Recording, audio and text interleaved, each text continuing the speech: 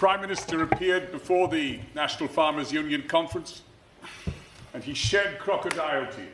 We're going to do things differently. We're going to tell the truth, even when they are hard truths.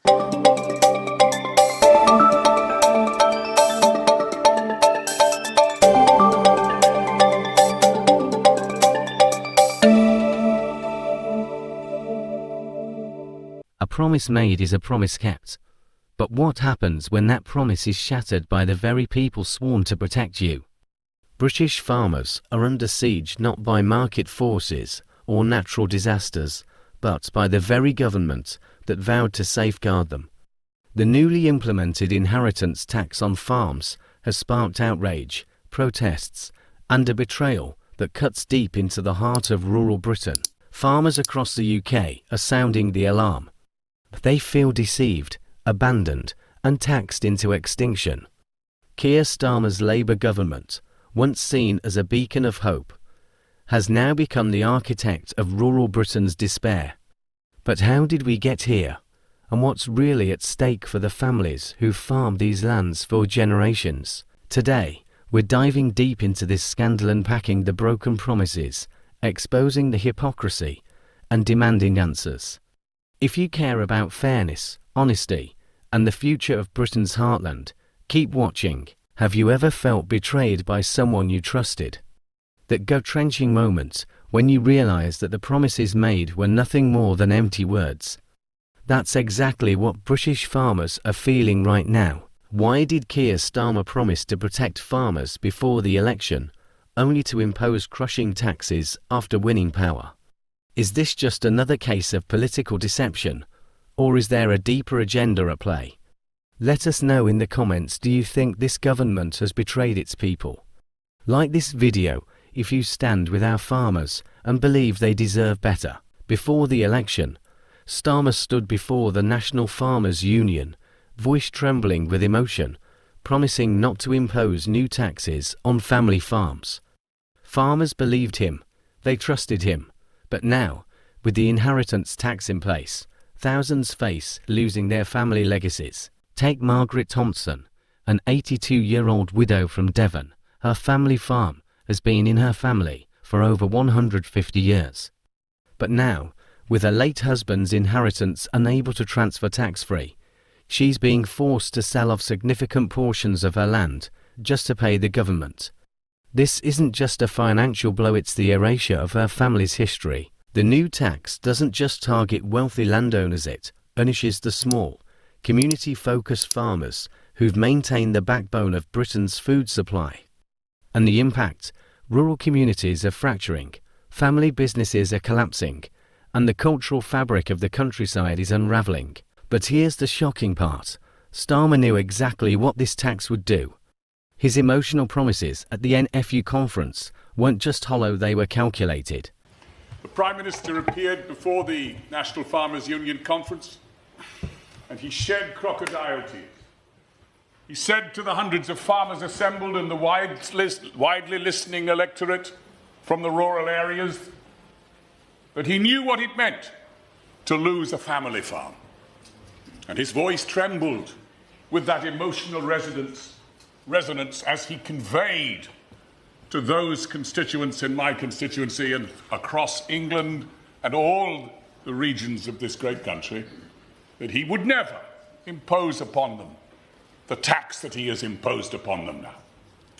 It was a cynical breach of a promise made by a man seeking the highest office in this land. Hear, hear. And upon those promises, Sir Edward, thousands of people relied.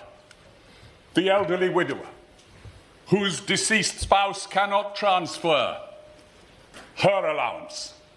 The widows, the elderly farmers, who may now fear that unless they survive 7 years, their family farm, often the work of a century of their ancestors, of herds cultivated and nurtured over decades, will be lost because they must sell off great portions of their farms. And these farms are farmed not necessarily for the profit they make, because the profit is exiguous, but rather for the love of the life they lead and for the support of the fabric of the rural communities we who represent them cherish and adore.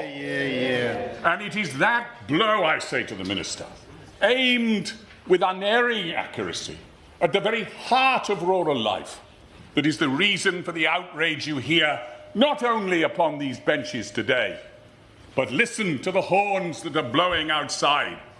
That is the voice of real democracy. That is the voice of the people crying out to those of us here to change direction upon this harmful and damaging decision. And so I say, Sir Edward, I appeal to the Minister, for whom I feel sorry. He has been sent out like a night watchman to face the fast bowling in the twilight of the evening on the Test match's last day, and it is Michael Holding coming in to bowl. I don't envy his task. Go back to his seniors. Tell them to change their direction. The time has come for the ministry and the ministers to accept they are wrong. Their figures are wrong. Change the policy. Conservative MP Geoffrey didn't hold back in Parliament. In a heated debate at Westminster Hall, he accused Starmer of shedding crocodile tears, calling out the blatant hypocrisy. He stood before those farmers, promising protection, only to stab them in the back weeks later. Cox's impassioned speech echoed the anger resonating through the countryside, amplified by the sounds of protest horns blaring outside the chambers.